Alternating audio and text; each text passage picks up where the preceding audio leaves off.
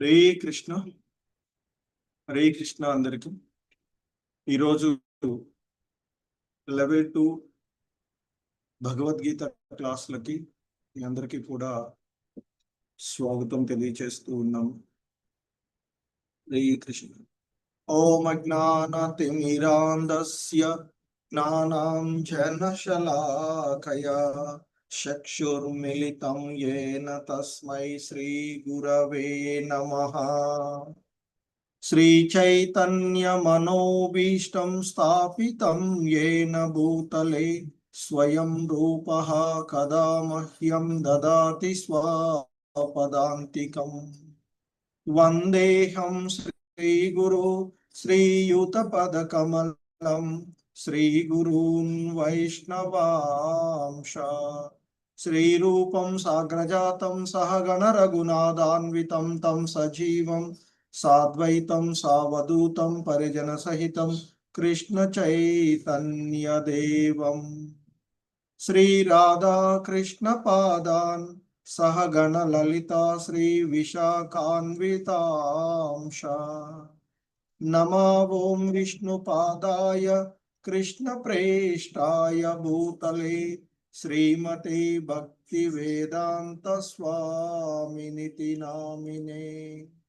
नमस्ते सारस्वते देवे गौरवाणी प्रचारिणे निर्विशेष शून्यवादी पाश्चात्यदेशतारिणे. नमो महावदन्याय कृष्ण प्रेम प्रदायते कृष्णाय कृष्ण चैतन्य नाम्ने गौरीत्विषे नमः. हे कृष्ण करुणा सिंधु दीन बंधु जगत्पते गोपेश गोपिका कांत राधा कांत नमोस्तुते. तप्त कांचन गौरांगी राधे वृंदावनेश्वरी वृषभानुसुते देवी प्रणमामि हरिप्रिये. वाञ्छाकल्पतरुभ्यश्च कृपा सिन्धुभ्य एव च पतितानां पावनेभ्यो वैष्णवेभ्यो नमो नमः. जय श्री कृष्ण चैतन्य प्रभु नित्यानंद श्री अद्वैत गदाधर श्रीवासादि गौरभक्त वृंद. हरे कृष्णा कृष्ण कृष्ण हरे हरे हरे राम राम राम हरे हरे. हरे कृष्ण कृष्ण कृष्ण हरे हरे हरे राम राम राम हरे हरे. హరే కృష్ణ. సో ఈ భగవద్గీత యథాతథంలోని 7వ అధ్యాయమైనటువంటి భగవద్విజ్ఞానము అనేటువంటి ఈ అధ్యాయంలో మనము నిన్న 13వ శ్లోకం వరకు అంటే 12 శ్లోకాల వరకు పూర్తి చేసుకున్నటువంటిది. సో మరి ఈరోజు మిగిలినటువంటి శ్లోకాలను మనము అవగాహన చేసుకోవడానికి ప్రయత్నం చేద్దాము. సో ముఖ్యంగా మనకి ఆ 7వ అధ్యాయంలో 1 నుండి 7వ శ్లోకం వరకు కూడా ఆ జ్ఞాన విజ్ఞాన సహితమైనటువంటి విషయాలను, ఆ తర్వాత 8 నుండి 12 వరకు సమస్త పదార్థములందు కారణరూపుడైనటువంటి ఆ భగవంతుని యొక్క వ్యాపకత్వ వివరణ, ఆ భగవంతుని యొక్క వివిధ రకాలైనటువంటి శక్తులు అనేటువంటి అంశాలను మనము చూసినటువంటిది. సో ఇక ఆ కొనసాగింపుగా మనం చూసినట్లయితే ఆ భగవంతుని గురించినటువంటి వివిధ రకాలైనటువంటి ఆ శక్తులు వాటిని గురించి తెలియచేసిన తర్వాత ఆయన ఇంకా కొనసాగిస్తూ చెబుతూ ఉన్నటువంటిది, ఆయన సత్వగుణము, రజోగుణము, తమోగుణము అనేటువంటి 3 గుణాల ద్వారా మోహితులైనటువంటి ఈ మొత్తం జనం, ప్రపంచంలో ఉన్నటువంటి జనం ఆ గుణాలకు అతీతుడనైనటువంటి నశింపు లేనటువంటి వాడను అయినటువంటి నన్ను తెలుసుకోలేకున్నది అర్జున అంటూ చెప్తూ ఉన్నటువంటి విషయాన్ని మనము చూసినటువంటిది. ఎందుకంటే ఈ ప్రకృతి ప్రభావంతో ఉన్నటువంటి ప్రతి జీవుడు ఒకానొక రకమైనటువంటి దేహాన్ని పొంది దానికి అనుకూలమైనటువంటి శరీర కలాపాలను నిర్వర్తిస్తూ మరి ఉన్నటువంటి వాళ్ళని 4 రకాలుగా ఉన్నటువంటి విషయాలను మనము చూసినటువంటిది. సో ఇంకా కొనసాగిస్తూ ఈ 14వ శ్లోకంలో ఈ విధంగా చెప్తూ ఉన్నారు. దైవీ హేషా గుణమయీ మమ మాయా దురత్యయా మామేవ ఏ ప్రపద్యంతే మాయామేతాం తరంతి తే. దైవీ హేష గుణమయీ అంటున్నారు. దైవీ అంటే దివ్యమైనటువంటి, ఏష గుణమయి అంటే ఈ త్రిగుణాలు. అలాగే మమ మాయ దురత్యయ, దురత్యయ అంటే దాటశక్యము కానటువంటిది. అంటే మమ అంటే నా యొక్క, మాయ అంటే ఆ శక్తి, మాయాశక్తి ఇది. కానీ మామేవ ఏ ప్రపద్యంతే మాయామేతాం తరంతితే అంటూ చెప్తున్నారు. అంటే మాం ఇక్కడ చెప్పబడుతూ ఉన్నటువంటి దానిలో మాం ఏవా, మాం అంటే నాకు, ఏవా అంటే నిశ్చయంగా, ఏ అంటే ఎవరైతే, ప్రపద్యంతే అంటే శరణాగతులవుతారో, ఎవరైతే నన్ను ఆశ్రయించి నాకు శరణాగతులవుతారో, మాయామేతాం తరంతితే, తరంతితే, తరంతి అంటే దాటుతారు, తే అంటే వారు, ఎవరైతే నన్ను ఆశ్రయించి ఉంటారో వారు ఈ ప్రకృతి యొక్క త్రిగుణాలతో కూడినటువంటి ఆ ప్రకృతి త్రిగుణ స్వరూపమైనటువంటి నా ఈ దివ్య శక్తిని దాటడం అనేది సామాన్య జనులకు సాధ్యం కాదు అని చెప్తున్నారు. కానీ ఓ అర్జున, ఎవరైతే నన్ను ఆశ్రయిస్తారో వాళ్ళు సులభంగానే ఈ ప్రకృతి మాయను దాటగలరు అనేటువంటిది చెప్తూ ఉన్నటువంటిది. సో ఎందుకంటే ముఖ్యంగా మనకి ఆ భగవంతునికి వివిధ రకాలైనటువంటి శక్తులు ఉన్నటువంటివి. ఆ శక్తులన్నీ కూడా దివ్యమైనవిగా చెప్పబడుతూ ఉంటాయి. సో నిన్న మనకి ఆ భగవంతుని యొక్క శక్తులలో అపరశక్తి, పరాశక్తి అంటూ చెప్పినటువంటిది. అలాగే ఆ భగవంతుడు ఏ విధంగా ఈ భౌతిక జగత్తులో వివిధ రూపాలలో ఉన్నాడు అనేటువంటి అంశాన్ని చూసినటువంటివి. సో ఆ భగవంతుడికి ఉన్నటువంటి ఆ శక్తులన్నీ కూడా దివ్యమైనటువంటివి. మరి ఇక జీవులు ఆ భగవశక్తి అంశ కనుక వారు కూడా దివ్యులే అయినప్పటికీ ఈ ప్రకృతి సంపర్కంలోనికి వచ్చిన కారణంగా ఆ దివ్యత్వాన్ని కోల్పోయి ఈ భౌతిక శక్తి చేత కప్పబడి సో ఈ ప్రభావము నుండి బయటపడలేకుండా పోతూ ఉన్నారు. ఎందుకంటే గుణ అంటే తాడు అనేటువంటి అర్థం కూడా ఉంటుంది. ఆ గుణాల చేత మనము ఈ త్రిగుణాలైనటువంటి సత్వ, రజో, తమో గుణాలలో, ముఖ్యంగా రజో తమో గుణాలలో చిక్కుకున్నప్పుడు మనల్ని మనము ఆ తాళ్ల చేత బంధించుకున్నటువంటి వాళ్ళం అవుతాము అని చెబుతూ ఉంటుంటాం. సో కనుక మరి ఇక్కడ ఆ భగవంతుని యొక్క భౌతిక, ఆధ్యాత్మిక ప్రకృతులు రెండూ కూడా భగవంతుడి నుంచే వచ్చినటువంటి కారణంగా అవి నిత్యమైనటువంటివి. ఈ భౌతిక జగత్తైనా ఆధ్యాత్మికమైనటువంటిదైనా రెండూ కూడా నిత్యమైనవిగానే చెప్పబడుతూ ఉండేటువంటి. మరి జీవులు కూడా భగవంతుని యొక్క నిత్యమైనటువంటి పరాప్రకృతికి చెందినవారు అనేటువంటిది ఇంతకు ముందు మనకి భగవంతుడి ద్వారానే చెప్పబడినటువంటిది. మరి ఇక అపర ప్రకృతి అయినటువంటి జడ పదార్థము ఈ కలుషితమైనటువంటి కారణంగా వారి మోహం కూడా నిత్యమైనదిగానే చెప్పబడుతూ ఉండేటువంటి. సో అయితే ఈ బద్ధజీవుడు నిత్య బద్ధుడు అవుతూ ఉండేటువంటి, బద్ధుడుగా పిలువబడితే, అందుకే మనకి ఈ జీవులు రెండు రకాలుగా, బద్ధజీవులు, ముక్త జీవులు. ఎవరైతే ఇంద్రియ భోగ వాంఛలకు ఆసక్తులు అవుతారో వాళ్ళు బద్ధజీవులుగా ఉంటారు. ఆ ఇంద్రియ భోగ వాంఛల నుండి విరమణ పొందుతారో, అంటే ఇంద్రియాలను అదుపులో ఉంచుకొని మనసు ద్వారా నియంత్రించుకోగలుగుతారో వాళ్ళు ముక్త జీవులు అవుతాయటువంటి విషయాన్ని మనము చూసినటువంటిది. సో కాబట్టి మరి ఆ భగవంతుడు మహేశ్వరుడు, ఆయనే దేవాది దేవుడైనటువంటి వాడు, ఆయన యొక్క ఆధీనంలోని ఇవన్నీ కూడా నడుస్తూ ఉండేటువంటివి. అందుకే మనకి చెప్తుంటారు, భౌతిక విశ్వపు నిర్మాణంలో గాని వినాశనంలో గాని ఇవి ఆ భగవంతుని యొక్క శక్తులు అత్యద్భుతంగా పనిచేస్తూ ఉంటాయి అని చెప్తూ ఉంటారు. మరి ఆ గుణాలలో చిక్కుకున్నటువంటి మనల్ని మనము బయటపడేసుకోవడం అనేటువంటిది సాధ్యం కాదు. ఎందుకంటే ఈ త్రిగుణమయమైనటువంటి మాయ చేత ఆవృతమైనటువంటి మాయా బంధన పిడికిలలో ఉన్నటువంటి మనము ఆ తాళ్ళ చేత కట్టబడినటువంటి వాళ్ళము. మరి ఇంకొకడు కూడా అదే విధంగా ఈ భౌతిక ప్రకృతి చేత ఉన్నటువంటి వాడు కనుక ఒక తాళ్లతో కట్టబడినటువంటి వాడు ఇంకొకడిని విడిపించేటువంటి అవకాశమే లేదు. కానీ ఎప్పుడు విడిపించడానికి అవకాశం ఉంటుందంటే ఆ తాళ్లతో కట్టబడకుండా ఉన్నటువంటి వాడు వస్తే మాత్రం విడిపించగలడు. మరి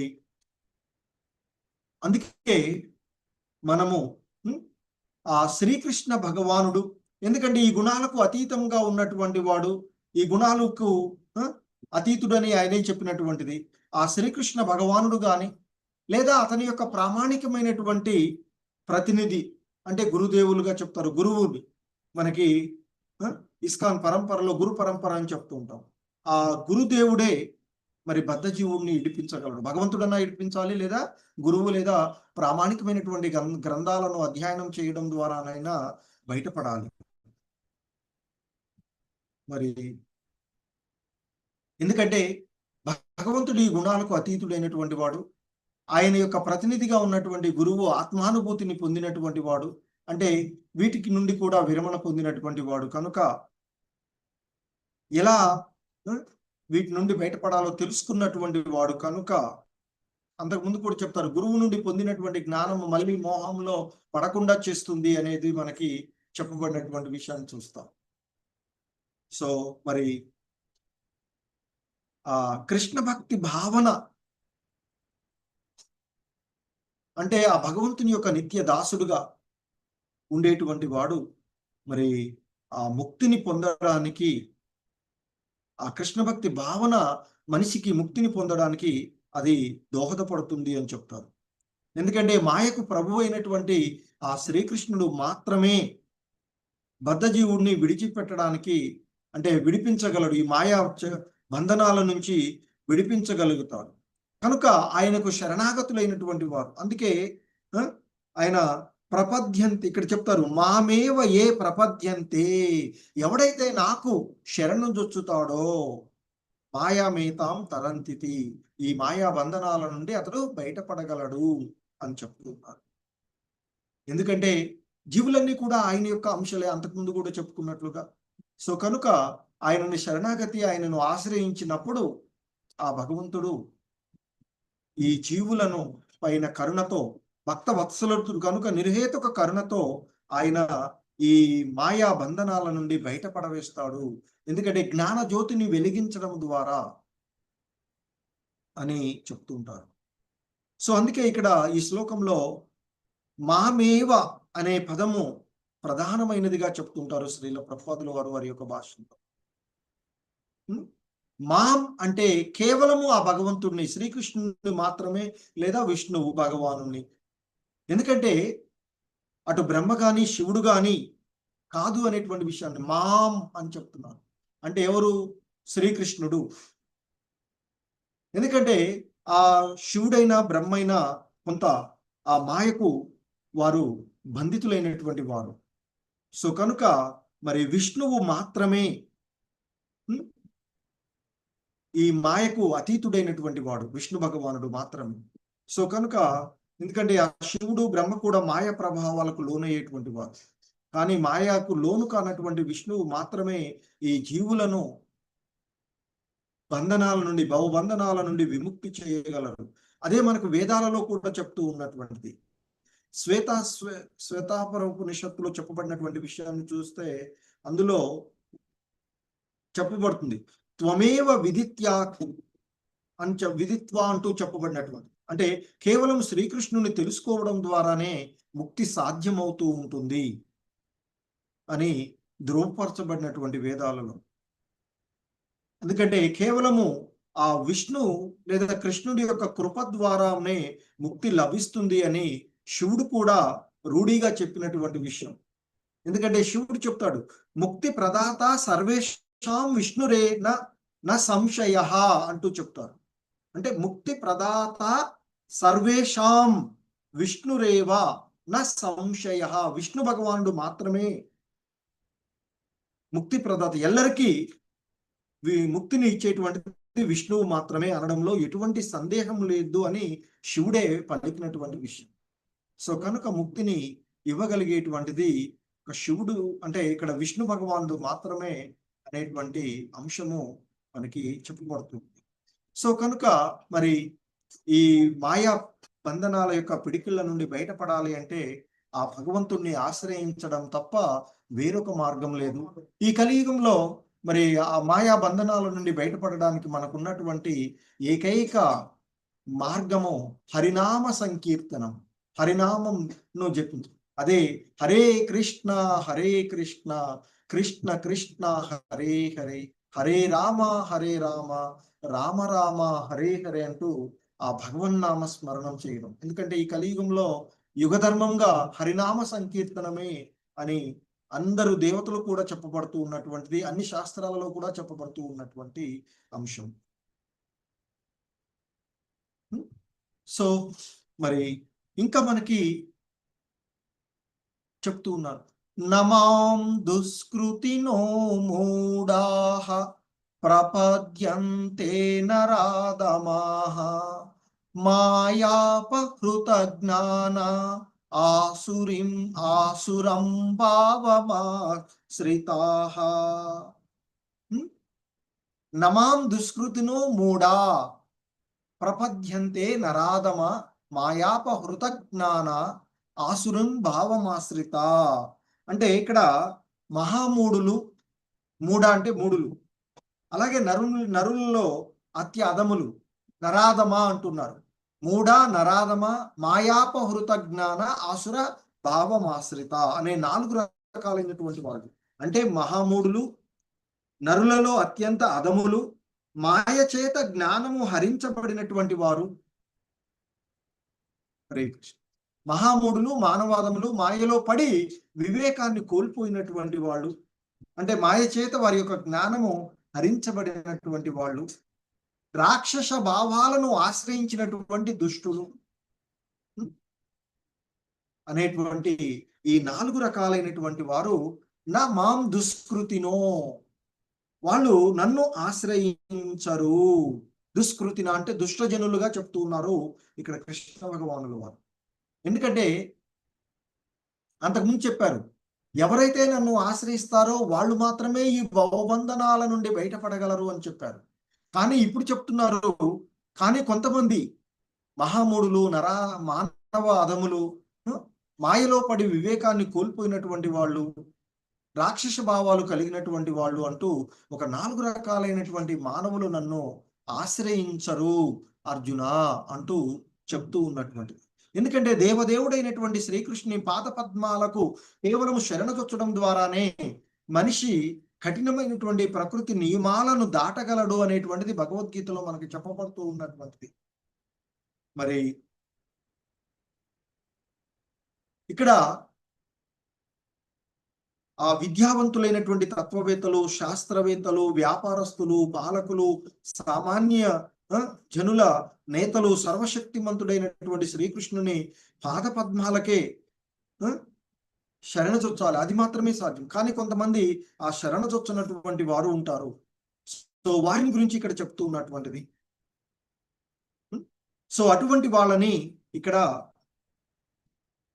ఆ కృష్ణ భగవానులు వారు దుష్కృతులు అని చెప్పబడుతూ ఉన్నటువంటి విషయం. సో దుష్కృతి అంటే దుష్కర్మలు చేసేటువంటి వాళ్ళు అని అర్థం వస్తుంది. సో అందులో మూఢ అనేటువంటి దాంట్లో వాళ్ళని అతి మూర్ఖులు అంటే ఇక్కడ వీళ్ళు మూఢ అంటే ఏంటంటే కష్టించి పనిచేస్తూ ఉంటుంటారు. జంతువులాగా బొత్తిగా మూర్ఖులై ఉండి తాము చేసినటువంటి కష్ట ఫలాలను తామే అనుభవించాలి అని కోరుకుంటూ ఉంటుంటారు. అందుకే వారిని గాడిద చాకరీ చేసేటువంటి వాళ్ళు అని చెప్తుంటారు. ఎందుకంటే వారు భగవంతుణ్ణి పంచుకోవాలని కోరుకోరు. అందుకే అటువంటి బరువులు మోసేటువంటి జంతువుకు చక్కని ఉదాహరణ గాడిద. ఎందుకంటే ఆ యజమాని ఈ అల్ప జంతువు చేత కష్టమైనటువంటి పని చేయించుకొని రేయింబవళ్ళు తాను ఎవరి కోసం పనిచేసింది ఏది అని కూడా తెలుసుకోరు. దానికి ఏదో కొంత ఇవ్వగానే అది అండిపోతూ ఉంటుంది. సో అలాగే మనకి దుష్కృతులలో రెండో రకమైనటువంటి వాళ్ళు నరాధములుగా చెప్తున్నారు. మానవులలో అత్యంత అధములు అని చెప్పబడేటువంటి వాళ్ళు నర అంటే మానవుడు, అధమ అంటే అల్పమైనటువంటి వాడు. మానవులలో మనకి ఈ సృష్టిలో 84 లక్షల రకాలైనటువంటి జీవజాతులు ఉంటే అందులో 4 లక్షల రకాలైనటువంటి మానవ జాతులు ఉంటాయని చెప్తారు. కనుక ఆ విధంగా ఉన్నటువంటి ఆ మానవ జాతులలో అనాగరికమైనటువంటి అంటే సాంఘిక, రాజకీయ, ధార్మిక నియమాలను కలిగిన వారే నాగరికులు అని చెప్తారు. అవి లేనటువంటి వారు అనాగరికులుగా ఉండేటువంటి. సో ఆ విధంగా మరి ఆ మానవులలో అధములుగా ఉన్నటువంటి వాళ్ళు ఈ విషయాన్ని అంటే ఈ సాంఘిక, రాజకీయ, ధార్మిక నియమాలను గురించి తెలుసుకోలేనటువంటి వాళ్ళు కూడా ఆ భగవంతుణ్ణి ఆశ్రయించరు అని చెప్తూ ఉంటుంటారు. సో మరి అందుకే శ్రీ చైతన్య మహాప్రభువులు వారు చెప్తారు, భక్తులే వారికి ఆ విధమైనటువంటి కార్యాలను ప్రచారం చేస్తూ జనులను భగవత్ కథలో వినమ్రంగా వినేలా బోధించాలి అని చెప్తూ ఉంటుంటారు.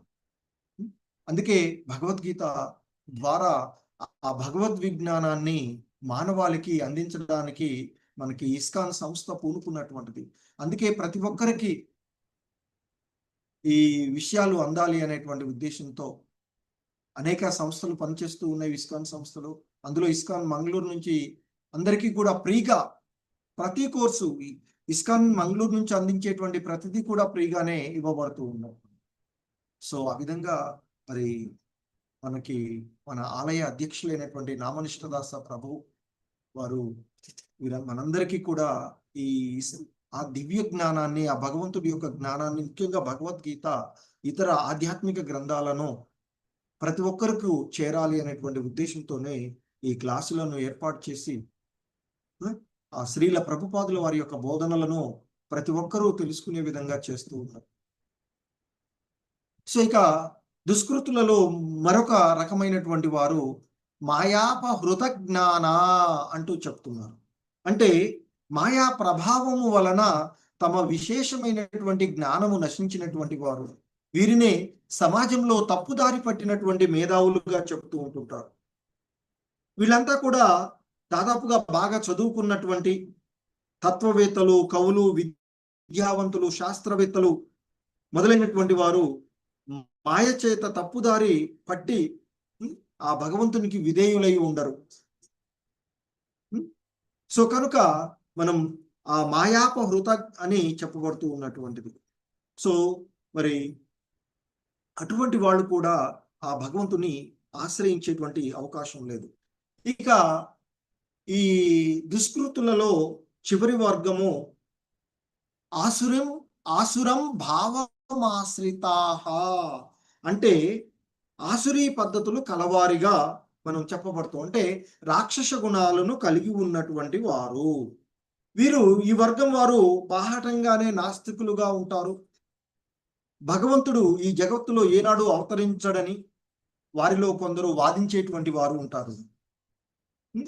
సో మరి ఆ విధంగా వీరు ఈ 4 రకాలైనటువంటి వారు ఆ భగవంతుణ్ణి ఆశ్రయించరు అనేటువంటి విషయాన్ని చెప్తూ ఉంటారు.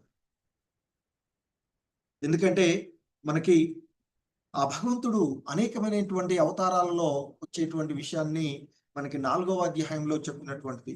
ఎప్పుడెప్పుడు ఎక్కడెక్కడ ధర్మానికి హాని కలుగుతూ ఉంటుందో, అధర్మము పెచ్చిమోరిపోతూ ఉంటుందో, ఆయా సమయాలలో సాధువులను రక్షించుకోవడానికి, దుష్టులను శిక్షించడానికి భగవంతుడు అవతారాలు తీసుకునేటువంటిది. మరి అటువంటి ఆ భగవంతుని కృష్ణ భగవాన్ని పాదపద్మాలను శరణజొచ్చాల్సినటువంటిదికి బదులుగా ఈ 4 రకాలైనటువంటి వాళ్ళు ఆయనకి శరణజొచ్చరు అని చెప్తుంటారు. అలాగే మన దక్షిణ భారతదేశానికి చెందినటువంటి ఇక్కడ ఆ శ్రీ యమునాచార్యులు అన్నటువంటి ఒక విషయాన్ని మనకి శ్రీల ప్రభుపాదుల వారు భాష్యంలో తెలియచేస్తారు.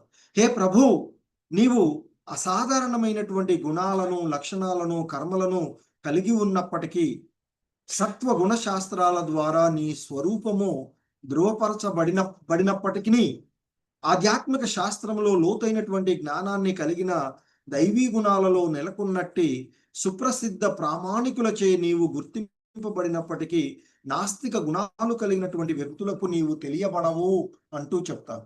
అంటే ఆ భగవంతుని అర్థం చేసుకోవాలంటే ఆ భగవంతుని పైన శ్రద్ధ విశ్వాసాలు ఉండాలి అని చెప్తారు.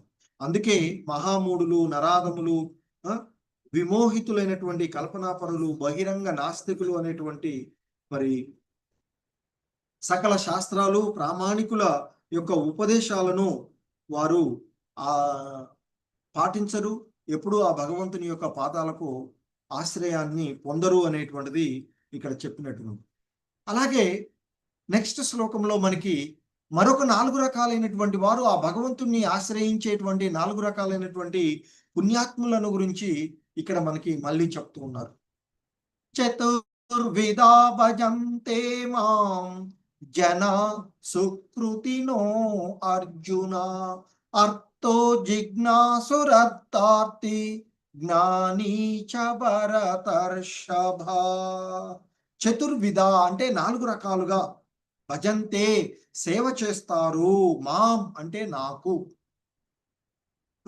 జనాహ అంటే జనులు, సుకృతినో అర్జున సుకృతిన అంటే పుణ్యాత్ములు, దుష్కృతిన అంటే దుష్టులు అని చెప్పారు. ఇక్కడ సుకృతిన అంటే పుణ్యాత్ములు. అందులో ఆర్తో అంటే దుఃఖంలో ఉన్నటువంటి ఆపదలలో ఉన్నటువంటి వాడు, జిజ్ఞాసువు అంటే ఇక్కడ ఏదైనా ఒక విషయాన్ని గురించి తెలుసుకోవాలి అనేటువంటి జిజ్ఞాసుడై ఉన్నటువంటి వాడు. అలాగే అర్థార్థి అంటే భౌతికమైనటువంటి లాభాలను కోరుకునేటువంటి, సుఖ సంపదలను కోరుకునేటువంటి వాడు. జ్ఞాని అంటే విషయాలను ఉన్నవి ఉన్నట్లుగా తెలుసుకునేటువంటి వాడు. సో ఈ 4 రకాలైనటువంటి వాళ్ళు సుకృతినా అంటే చెప్తున్నారు, అంటే పుణ్యాత్ములుగా చెప్తున్నారు. అంటే ఆయన చెప్తున్నారు ఇక్కడ కృష్ణ భగవాన్, ఓ భరత వంశీయుడా, ఓ భరత వంశంలోని శ్రేష్ఠుడవైన అర్జున, ఆపదలలో ఉన్నటువంటి వాడు, అలాగే ఆ జిజ్ఞాసు ఆత్మతత్వాన్ని గురించి తెలుసుకోగోరినటువంటి వాడు, అలాగే ధనాన్ని కోరి సిరి సంపదలు కోరుకునేటువంటి వాడు, మరియు ఆత్మజ్ఞానమును కలిగిన వాడు అనే 4 రకాలైనటువంటి పుణ్యాత్ములు నాకు భక్తియుత సేవ చేయడమును ప్రారంభిస్తారు అంటూ చెప్తున్నారు. సో కాబట్టి ఈ 4 రకాలైనటువంటి వ్యక్తులు ఎవరు? ఆపదలలో ఉన్నప్పుడు, అలాగే మరి జిజ్ఞాసువులు అయి ఉన్నటువంటి వారు, సిరి సంపదలను కోరుకునేటువంటి వారు, మనకి ఆపదలలో ఉండి ఆ భగవంతుణ్ణి వేడుకున్నటువంటి వాళ్ళకి ఉదాహరణగా మనం చూసినట్లయితే ఇక్కడ ఈ దీనిలో కనిపిస్తూ ఉన్నటువంటిది మనకి గజేంద్ర మోక్షం. గజేంద్రుడు యొక్క స్టోరీ చాలా వరకు తెలిసి ఉంటుంది. ఎందుకంటే ఆ గజేంద్రుడు సరస్సులోకి దిగి తన పరివారంతో దిగి ఉన్నప్పుడు అల్లకల్లోలం చేస్తూ ఉంటే అందులో ఉన్నటువంటి ముసలి వచ్చి ఆయన కాలు పట్టుకుంటుంది. మొదట్లో తనను తాను రక్షించుకోగలను అనేటువంటి భావంతో ఎంతో ప్రయత్నం చేస్తాడు. కొన్ని వేల సంవత్సరాల పాటు వారి మధ్య పెనుగులాట జరిగింది అని చెప్తుంటారు. ఆ పెనుగులాట తర్వాత ఇక తనను తాను రక్షించుకోలేననేటువంటి భావనలో అప్పుడు ఆ భగవాన్ని వేడుకోగానే ఎంతో వేగంతో వచ్చి ఆయన తన భక్తుడిని రక్షిస్తాడు అని చెప్తారు. అలాగే మరి ఆ ద్రౌపది వస్త్రాపహరణ సమయంలో కూడా, హే కృష్ణ, నీవు తప్ప నన్ను రక్షించే వారెవరూ లేరయ్యా అని వేడుకోగానే అంతమంటూ లేని చీరలను ఇస్తూ ఆమెని కాపాడినటువంటి వాడు కృష్ణ భగవానుడు వారు. అలాగే సంపదల కోసం మనకి చూసినట్లయితే పురాణాలలో ధ్రువుడు తన తాత కంటే కూడా ఉన్నతమైనటువంటి రాజ్యం మనువు ఆయన కంటే కూడా ఉన్నతమైనటువంటి రాజ్యాన్ని కావాలని కోరుకున్నటువంటి వాడు. అలాగే వాలి సుగ్రీవులలో సుగ్రీవుడు శ్రీరామచంద్రుడిని ఆశ్రయిస్తాడు తన అన్న అయినటువంటి వాలి నుండి తన రాజ్యాన్ని తనకి ఇప్పించమని. అలాగే జిజ్ఞాసువులు నైమిషారణ్యంలో అనేక మంది మహర్షులు సమావేశమై ఆ బ్రహ్మ జిజ్ఞాసులై బ్రహ్మతత్వాన్ని గురించి తెలుసుకోవడానికి ప్రయత్నించేటువంటి వారు. అలాగే జ్ఞానాభిలాషి జ్ఞాన సమపార్జన అన్వేషకులుగా ఉన్నటువంటి వారు ఈ నాలుగురు కూడా ఆ భగవంతుణ్ణి ఆశ్రయిస్తారు అని చెప్తుంది. సో ఆ విధంగా ఆయనని ఆశ్రయించినటువంటి ఈ నలుగురిలో ఇక్కడ చెప్తున్నారు, వీరిలో జ్ఞానులు ఉత్తమమైన వారు. ఆ భగవంతుణ్ణి ఈ నలుగురు కూడా పుణ్యాత్ములైనప్పటికీ జ్ఞాని ఉత్తమమైన వాడు అంటూ చెప్తున్నారు. తేషాం జ్ఞాని నిత్యయుక్త ఏక భక్తిర్విశిష్యతే ప్రియో హి జ్ఞానినోత్యర్థం అహం సచ మమ ప్రియః. మమ ప్రియః, మమ అంటే నాకు, ప్రియః ప్రియమైన వాడు ఎవడు అంటే అజ్ఞాని. అందుకే ఇక్కడ చెప్తున్నారు, ఓ అర్జున ఈ నలుగురిలోనూ అంటే నన్ను ఆశ్రయించినటువంటి పుణ్యాత్ములుగా భావించబడుతూ ఉన్నటువంటి ఈ నలుగురిలో నిత్యము భగవంతుణ్ణి భక్తితో భజించేటువంటి ఆత్మజ్ఞాని అత్యుత్తముడు అంటూ చెప్తున్నాను. అలాంటి జ్ఞానికి నేను ప్రియమైన వాడిని, నాకు కూడా అతను ఎంతో ప్రియమైన వాడు అని చెప్తున్నారు. ఎందుకంటే ముఖ్యంగా సమస్త భౌతిక ఆ వాంఛల యొక్క కల్మషాల నుండి ముక్తులైనటువంటి ఆర్తుడు, జిజ్ఞాసువు, నిర్ధనుడు, పరమజ్ఞాని, అన్వేషించేటువంటి వాడు అందరూ కూడా శుద్ధ భక్తులే అని చెప్తారు. కానీ వీరందరిలో పరతత్వ జ్ఞానంలో ఉన్నటువంటి వాడు భౌతిక వాంఛారహితుడుగా మరి నిజంగా శుద్ధ భక్తుడవుతాడు అనేటువంటిది చెప్తున్నాను. అందుకే ఈ నలుగురిలోనూ పూర్ణ జ్ఞానవంతుడైనటువంటి భక్తుడు, అదే సమయంలో భక్తి సేవలో నెలకొనేటువంటి వాడు ఉత్తముడు అనేటువంటిది ఇక్కడ భగవంతుడు చెప్తూ ఉన్నటువంటిది. అందుకే అటువంటి వాడు ఆ భగవంతుడికి ప్రియమైనటువంటి వాడు అని చెప్తూ ఉన్నటువంటిది. ఎందుకంటే ఆత్మ భౌతిక దేహానికి భిన్నమైనది అనేటువంటి జ్ఞాన అన్వేషణ ద్వారా మనిషి ఈ తెలుసుకునేటువంటి. సో కాబట్టి అతడు మరింత పురోగమించి ఆ నిరాకార బ్రహ్మమును గాని పరమాత్మ జ్ఞానము దగ్గరికి వచ్చి ఆ తర్వాత ఇంకా పరిపూర్ణమైనటువంటి పవిత్రుడై ఆ భగవద్ధామంలో ఉండడమే తన యొక్క సహజమైనటువంటి స్థితిగా అతడు గుర్తిస్తాడు. కనుక అటువంటి వాడు నాకు ఎంతో ప్రియమైన వాడు అంటూ చెప్తున్నారు. ఇంకా చెప్తున్నారు,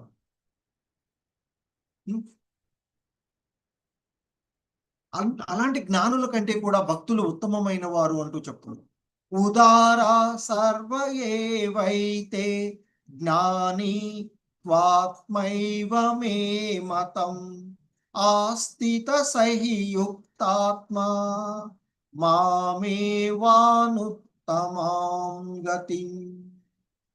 ఈ భక్తులందరూ గొప్పవాళ్లే అయినప్పటికీ జ్ఞాని మాత్రం నా యొక్క ఆత్మస్వరూపుడే అని నా యొక్క అభిప్రాయము అర్జున అంటూ చెప్తున్నాం. ఎందువల్లనంటే అతను నన్నే పరమగతిగా భావించి సేవిస్తాడు అంటూ చెప్తున్నాను. ఈ భక్తులందరూ కూడా నిస్సందేహంగా ఉదాత్తులే అయినప్పటికీ కూడా ఆ భగవంతుని గురించినటువంటి జ్ఞానంతో ఉన్నటువంటి వాడు ఆయన యొక్క ఆత్మస్వరూపుడుగానే చెప్తున్నారు. ఎందుకంటే ఆ భగవంతుని యొక్క దివ్యమైనటువంటి సేవలో నెలకొన్నటువంటి వాడు అయిన కారణంగా అతడు ఉత్తముడు.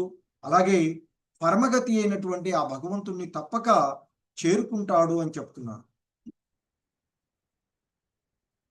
ఇక్కడ జ్ఞానంలో పరిపూర్ణులు కానటువంటి భక్తులు భగవంతునికి ప్రియమైనటువంటి వారు కాదు అనేటువంటిది మనం తెలుసుకోవాలి, మరొక రకంగా చెప్తూ ఉంటే. సో కాబట్టి మరి ఆ భగవంతుని గురించి, ఆ భగవంతుని యొక్క దివ్య సేవలో నెలకొన్నటువంటి వాడే ఉత్తముడు అనేటువంటిది ఆయన చెప్తూ ఉన్నటువంటి. ఎందుకంటే ఆయన ఇంకా చెప్తారు శ్రీమద్ భాగవతంలో ఆ భగవంతుని గురించి, భగవంతుడు చెప్పినటువంటి విషయాన్ని ఇక్కడ చెప్తుంటారు. విశుద్ధ భక్తులు సర్వదా నా హృదయంలో ఉంటారు, నేను సర్వదా నా భక్తుల హృదయంలో ఉంటాను. భక్తుడు నన్ను మరచి ఉండడు అంటే ఇక ఆయన్ను మించి ఏది కూడా కోరుకోడు అని చెప్తుంటారు. నేను కూడా అట్టి భక్తుణ్ణి మర్చిపోను, నాకు విశుద్ధ భక్తుడు ఒక సన్నిహిత బంధంతో ఉంటుంది అంటూ ఆయన తన భక్తులను గురించి చెప్తారు శ్రీకృష్ణ భగవానుడు భగవద్గీతలో. ఎందుకంటే పూర్ణ జ్ఞానంలో ఉన్నటువంటి భక్తులు ఆధ్యాత్మిక స్పర్శ లేకుండా ఉండరు, అందుకే వారు నాకు అత్యంత ప్రియమైన వారు అంటూ చెప్తున్నారు. సో చెప్తూ ఇంకా చెప్తున్నారు, బహునాం జన్మనామంతే జ్ఞానవాన్ మాం ప్రపద్యతే వాసుదేవ సర్వమితి స మహాత్మా సుదుర్లభః. సో ఇంకా చెప్తూ ఉన్నారు ఆయన, నిజంగా జ్ఞానంలో ఉన్నవాడు అనేక అంటే పలు జన్మ మృత్యువుల తర్వాత, అంటే పలు జన్మలు మరణాల తరువాత జగత్తు సర్వము వాసుదేవమయము అనే జ్ఞానంతో నన్ను ఆశ్రయిస్తాడు. కానీ ఓ అర్జున, అటువంటి మహాత్ములు ఈ లోకంలో చాలా అరుదుగా ఉంటారు అంటూ చెప్తారు. ఎందుకంటే జీవుడు భక్తియుత సేవ చేస్తూ ఉన్నప్పుడు, అంటే అనేక జన్మల దివ్య అనుష్ఠానంలో మరి పరమపురుషుడే ఆధ్యాత్మిక అనుభూతి యొక్క అంతిమ లక్ష్యము అనేటువంటి విశుద్ధ దివ్య జ్ఞానంలో నిజంగా నెలకొంటాడు అని చెప్తూ ఉన్నారు. అందుకే బహునాం జన్మనామంతే జ్ఞానవాన్మాం ప్రపద్యతే అంటూ చెప్పబడుతున్నారు. ప్రపద్యతే అంటే శరణుజొచ్చుతాడు ఆ భగవంతుడికి. ఎందుకంటే అనేక జన్మలలో తాను చేసుకున్నటువంటి ఆ దివ్య అనుష్ఠానాల ద్వారా, ఆ జ్ఞానం ద్వారా అతడు ఆ శ్రీకృష్ణుని కృపయే సర్వస్వము అని అతడు తెలుసుకొని, అతడే సర్వకారణ కారకుడు అని మనకి, ఎందుకంటే బ్రహ్మ సంహితలో చెప్పబడిన ఈశ్వర పరమ కృష్ణ సచ్చిదానంద విగ్రహ సర్వకారణ కారణం అంటూ చెప్పబడినటువంటి. సో కాబట్టి మరి ఆయనే మరి ఆ పరమపురుషుడు అని, సర్వస్వము అని తెలుసుకుని ఆయనకు ఆకర్షితుడై శరణాగతుడవుతాడు. ఆ కృష్ణుని యొక్క కృపయే సర్వస్వము అని అతడు తెలుసుకోగలిగేటువంటి. కానీ అటువంటి మహాత్ములు చాలా అరుదుగా ఉంటారు. శ్రీల ప్రభుపాదుల వంటి అలాంటి మహాత్ములు, వారి గురువులైనటువంటి భక్తి సిద్ధాంత సరస్వతులైన గౌరకిషోర ఆ పరంపరలో ఉన్నటువంటి గురువులు, అలాగే మనకిప్పుడు ఉన్నటువంటి గురువులు జయపతాకం గురు మహారాజ్ వంటి. సో మరి అటువంటి వారు చాలా అరుదుగా ఉంటారు అనేటువంటిది మనకి ఇక్కడ చెప్పబడుతూ ఉన్నటువంటి అంశం. సో ఇంకా చెప్తూ ఉన్నారు, కానీ ఓ అర్జున, కామైస్తైస్తైర్హృత జ్ఞానాః ప్రపద్యంతే అన్యదేవతాః తం నియమమాస్తాయ ప్రకృత్యా నియతా స్వయా.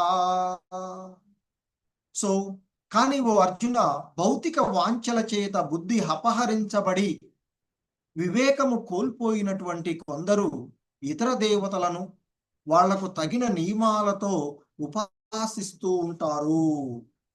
ఎందుకంటే సమస్త భౌతిక కల్మషాల నుండి బయటపడినటువంటి వారు భగవంతునికి శరణజొచ్చగా, ఆ విధంగా శరణజొచ్చి ఆయన యొక్క భక్తియుత సేవలో నెలకొంటారు. కానీ ఎవడైతే భౌతిక కల్మషాల చేత పూర్తిగా బయటపడడో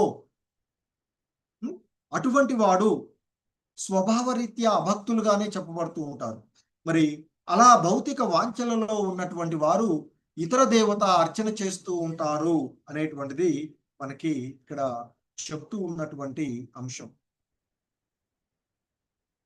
మరి ఎందుకు వారు ఆ దేవతలను ఆరాధిస్తారో అనేటువంటి విషయాలను కూడా మనకి ఇక్కడ చెప్తూ ఉన్నారు.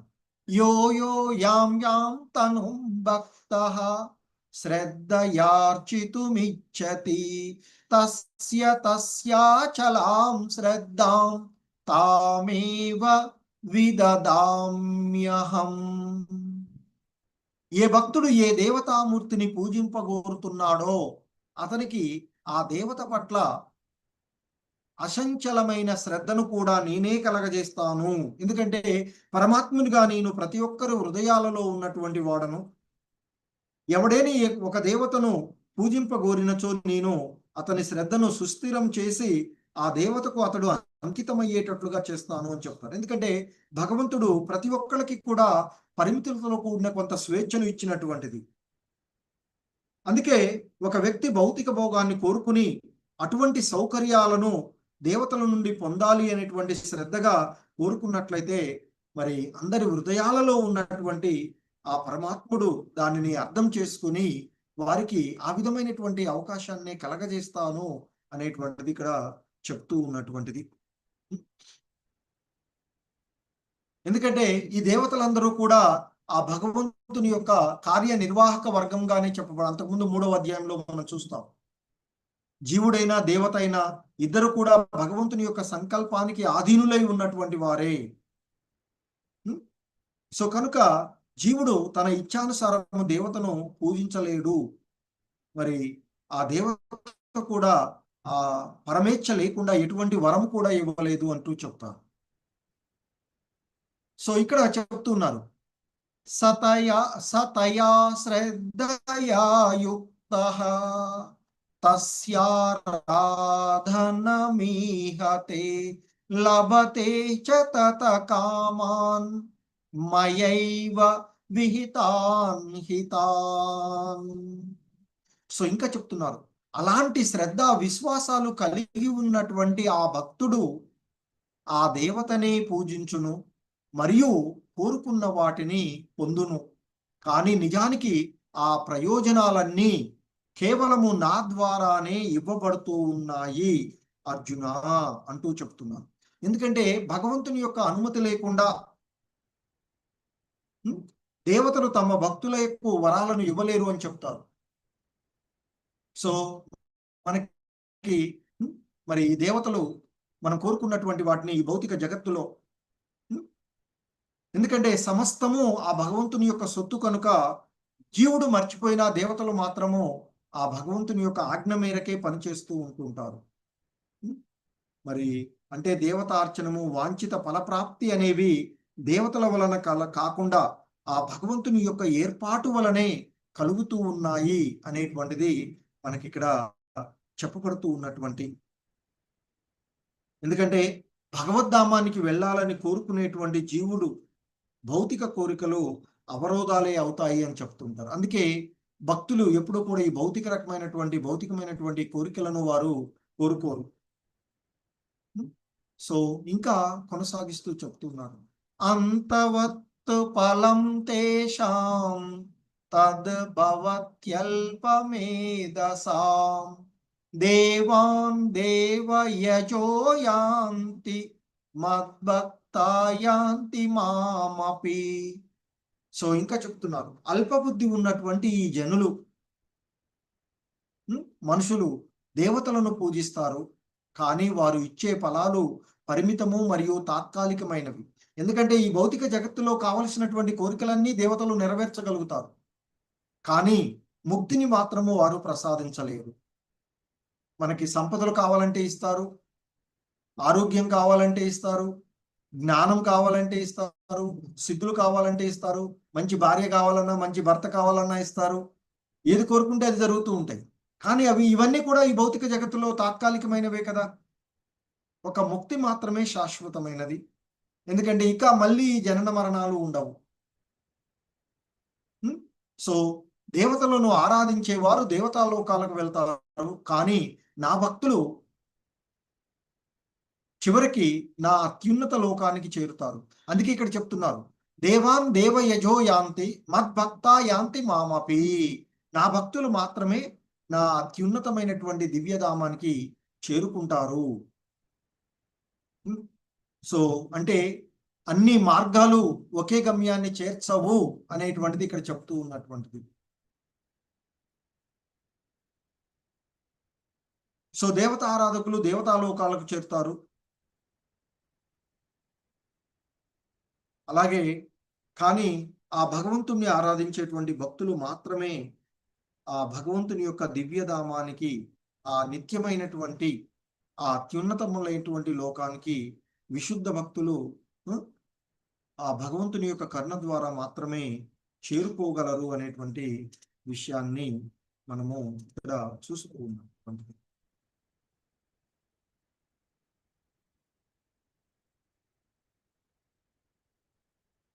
సో ఇంకా మనకి చెప్తూ ఉన్నటువంటి అవ్యక్తం వ్యక్తిమాపన్నం మన్యంతే మామ బుద్ధయః పరం భావమజానంతో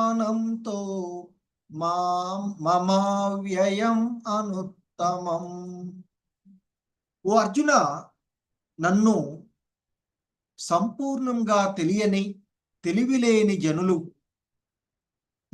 అంటే అల్ప బుద్ధి కలిగినటువంటి వారుగా చెప్తున్నారు ఆ భగవంతుణ్ణి అర్థం చేసుకోలేనటువంటి వాళ్ళను.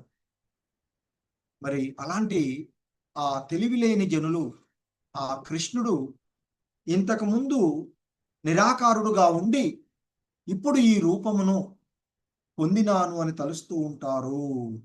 అల్ప జ్ఞానము వలన, అంటే వారి యొక్క అల్ప జ్ఞానము కారణంగా నా యొక్క అత్యున్నత స్వభావానికి వారికి తెలియదు.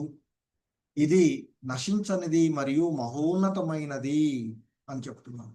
అంటే ఇక్కడ ఇతర దేవత అర్చకులను అల్పబుద్ధి కలిగిన వారుగా ఇక్కడ ఈ భగవద్గీతలో వర్ణించబడుతూ ఉన్నటువంటిది. అలాగే నిరాకారవాదులు కూడా అదే విధంగా వర్ణించబడ్డటువంటి వారు. దేవదేవుడైనటువంటి శ్రీకృష్ణుని మరి నిజ రూపం మరి అర్జునుడి ముందు ఉన్నటువంటి ఆయన్ని అర్థం చేసుకున్నటువంటి వారు. ఎందుకంటే ఆయన ద్వాపర యుగంలో అక్కడ అంతమంది ఉన్న ఆయన దేవుడుగా దేవాది దేవుడుగా అర్థం చేసుకున్నటువంటి వాళ్ళు కొద్ది మంది మాత్రమే. సో అందుకే ఇక్కడ చెప్తూ ఉన్నటువంటి సో మరి అంతకుముందు నేను నిరాకారుడుగా ఉండి ఇప్పుడు ఈ రూపంలో ఉన్నాను అని భావిస్తారు, కానీ ఇది శాశ్వతమైనది దివ్యమైనటువంటి రూపము అని చెప్తారు. ఎందుకంటే యథార్థం ఏమిటంటే భక్తియుత సేవ చేయకుండా, కృష్ణ భావన వృద్ధి చేసుకోకుండా ఎవడూ కూడా శ్రీకృష్ణుని అర్థం చేసుకోలేరు అనేటువంటిది మనకి ఇక్కడ చెప్పబడుతూ ఉన్నటువంటిది. ఎందుకంటే శ్రీమద్ భాగవతంలో ఒక శ్లోకం ఈ విధంగా చెప్పబడుతూ ఉంది. హే ప్రభు, మనిషిని పాదపద్మాల కృపాలేశములు చే అనుగ్రహింపబడితే నీ మహిమను అర్థం చేసుకోగలుగుతాడు. కానీ భగవతత్వాన్ని అర్థం చేసుకోవడానికి కల్పనలు చేసేవారు అనేక సంవత్సరాలు వేదాధ్యయనం చేసినా నిన్ను తెలుసుకోలేరు. దేవదేవుడు అయిన శ్రీకృష్ణుణ్ణి, అతని రూప గుణ నామాలను కేవలము మానసిక కల్పనల ద్వారా, వేద సాహిత్య చర్చ ద్వారా అర్థం చేసుకోలేరు. భక్తియుత సేవ ద్వారానే అతన్ని అర్థం చేసుకోవాలి అని మరి అందుకే మనిషి ఆ మహామంత్ర కీర్తన, అదే హరే కృష్ణ కృష్ణ కృష్ణ హరే హరే, హరే రామ రామ రామ హరే హరే అని మొదలుపెట్టి పూర్తిగా కృష్ణ భక్తి భావనలో నెలకొన్నప్పుడే ఆ భగవంతుడు అర్థమవుతాడు అని చెప్తున్నారు. సో మరి పరమసత్యం ఏంటంటే ఆ భగవంతుణ్ణి అర్థం చేసుకుని ఆయన యొక్క సాకార రూపం, ఆ రూపాన్ని అర్థం చేసుకుని ఆయన గురించినటువంటి జ్ఞానంలో ఉండడమే జీవుడి యొక్క ధర్మంగా చెప్తుంది. సో ఇంకా చెప్తున్నారు, నాహం ప్రకాశ సర్వస్య యోగ మాయా సమావృతః మూఢోయం నాభిజానాతి లోకో జమవ్యయం. సో ఇంకా ఆయన చెప్తున్నారు, ఓ అర్జున, నా యోగమాయ శక్తి ద్వారా కప్పబడి ఉన్న నేను మూఢులకు బుద్ధిహీనులకు వ్యక్తం కాను. అందుకే జ్ఞానం లేని వారు నేను పుట్టుక లేని వాడను అయినను మరియు నశింపు లేని వాడను అయినను అని నన్ను తెలుసుకోలేరు అంటూ చెప్తూ ఉన్నాడు. ఎందుకంటే ఆ భగవంతుని యొక్క మాయ చేత కప్పబడినటువంటి సామాన్య జనులు ఆ భగవంతుణ్ణి తెలుసుకోలేరు అనేటువంటిది ఇక్కడ చెప్తూ ఉంటారు. ఎందుకంటే ఆ ఈశోపనిషత్తులో కూడా మనకి చెప్పబడుతూ ఉంటుంది. అలాగే శ్రీమద్ భాగవతంలో కుంతిమాత కూడా ఆ ప్రార్థనలో ఆయనను ఈ విధంగానే క్రీస్తుంది. హే ప్రభు, నీవు సమస్త విశ్వానికి పోషకుడివి, నీ భక్తియే మహోన్నతమైన ధర్మము, అందుకే నన్ను కూడా పోషించమని నిన్ను ప్రార్థిస్తూ ఉన్నాను. నీ దివ్య రూపము యోగమాయచే కప్పబడింది, బ్రహ్మజ్యోతియే ఆంతరిక శక్తి తెర, నీ సచ్చిదానంద విగ్రహాన్ని చూడడంలో నాకు అవరోధాన్ని కలిగించే ఈ దేదీప్యమైన తేజాన్ని దయచేసి తొలగించవలసినది అంటూ ఆమె కీర్తించేటువంటి విషయాన్ని చూస్తాం. సో కాబట్టి మరి ఆ భగవంతుడు, పరమాత్ముడు, యోగేశ్వరుడు, మరి జగత్తులో ఆయన యొక్క శక్తి లీలలను ఎవరు కూడా తెలుసుకోలేనటువంటి సర్వము ఆయన. అటువంటి వాడిని మరి తెలుసుకోవడం అనేది అభక్తులకు అసాధ్యము అనేటువంటిది చెప్తున్నారు. సో ఇంకా చెప్తున్నారు, వేదాహం సమతీతాని వర్తమానాని చార్జున భవిష్యాని చ భూతాని మాం తు వేదన కచ్చనః. ఓ అర్జున, దేవాది దేవునిగా భూత భవిష్యత్తు వర్తమాన కాలాలకు సంబంధించిన జీవులందరూ నాకు తెలుసు, అయితే నేను ఏ ఒక్కడికి తెలియను. సో ఇదే విషయాన్ని మనకి 4వ అధ్యాయంలో కూడా ఇమం వివస్వతే అంటూ ఆ విషయాన్ని, ఆ దివ్య జ్ఞానాన్ని నేను సృష్టి ప్రారంభంలోనే వివస్వానుడు అనేటువంటి సూర్యదేవునికి చెప్పాను అంటూ చెప్పబడినటువంటి అంశాన్ని మనం చూసాం. అంటే ఆయన భూత భవిష్యత్తు వర్తమాన కాలాలన్నింటికీ సంబంధించినటువంటి ఇమం వివస్వతే యోగం ప్రోక్త వాన అమహవ్యయం అంటూ చెప్పబడినటువంటి. సో మరి కనుకనే ఆయనకు భూత భవిష్యత్తు వర్తమాన కాలాలు అంటే భూతకాలం గడిచిపోయినటువంటి కాలంలో ఉన్నటువంటి ప్రతిదీ, వర్తమానం అంటే ప్రస్తుత కాలంలో జరుగుతూ ఉన్నటువంటి ప్రతిదీ, భవిష్యత్తు కాలంలో రాబోయేటువంటి అవన్నీ కూడా ఆయనకి తెలుసు అనేటువంటి విషయాన్ని మనకి ఈ శ్లోకం ద్వారా తెలియచేయబడుతూ ఉన్నటువంటిది. మరి ఎవరు ఆయన యొక్క భక్తులు కాగలరు అనేటువంటి విషయాన్ని ఇక్కడ చెప్తున్నారు. దీనికి పూర్వము ఇంకా ఆయన చెప్తారు, ఓ భరతవంశీయుడా, శత్రువులను జయించిన వాడా, శత్రుంజయుడా, కోరిక ద్వేషము నుండి కలిగినట్టి ద్వంద్వముల చేత మోహితులైనటువంటి ఈ జీవులందరూ భ్రాంతిలోనే జన్మిస్తూ ఉన్నారు. ఎందుకంటే తల్లి గర్భంలో ఉన్నప్పుడు ఆ బాధలను అనుభవించేటప్పుడు మనకి ఆ పూర్వజన్మలో ఎప్పుడో చేసుకున్నటువంటి సుకృతం వల్ల భగవంతుడు దర్శనం అవుతుంది అని చెప్తారు. అప్పుడు అంటామట, ఇక నేను మళ్ళీ తప్పు చేయను, నీ యొక్క సేవలో నిమగ్నమవుతాను అని చెప్తారట. కానీ ఎప్పుడైతే తల్లి గర్భం నుండి భౌతిక జగత్తులోకి రాగానే ఏడ్చుకుంటూ వచ్చి ఆ విషయాన్ని మర్చిపోతాం. సో అదే చెప్తున్నారు. ఇంకా చెప్తున్నారు,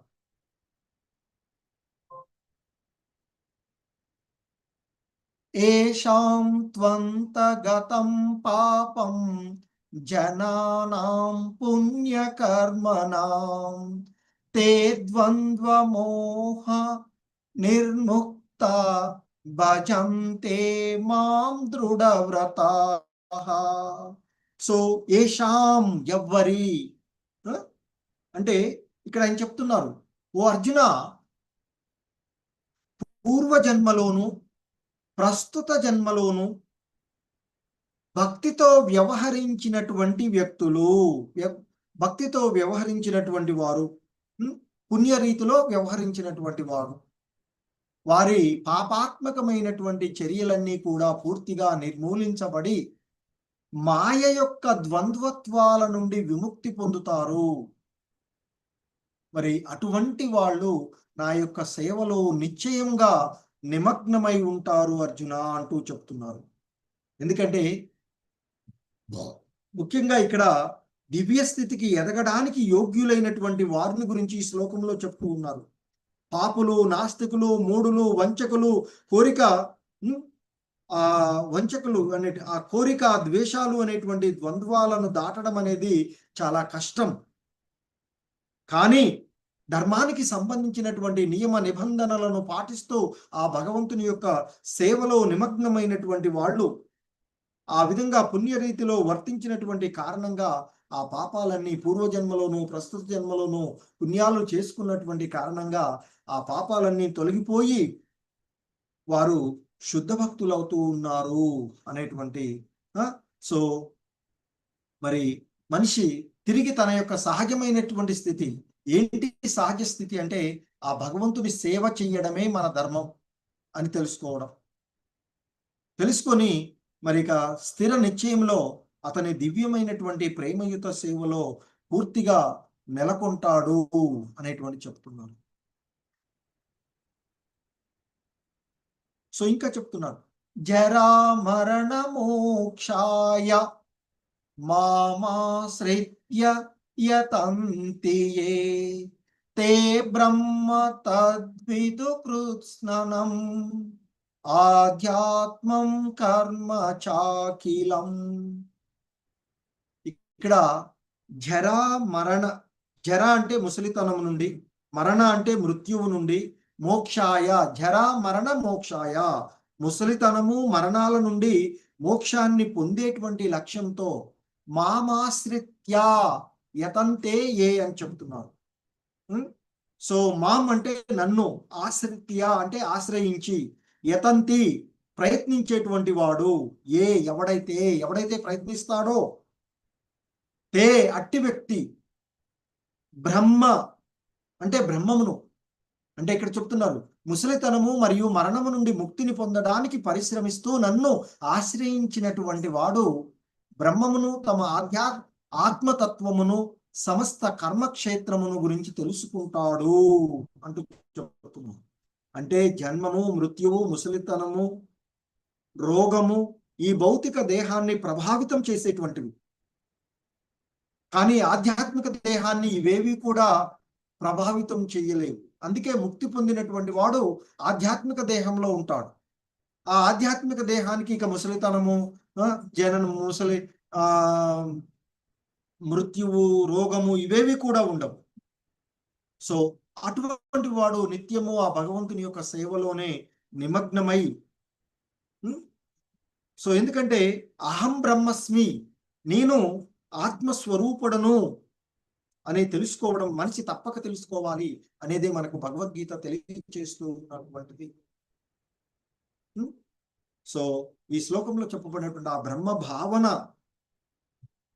భక్తి యోగంతో కూడి ఉన్నటువంటిదిగా చెప్పబడుతూ ఉన్నటువంటిది.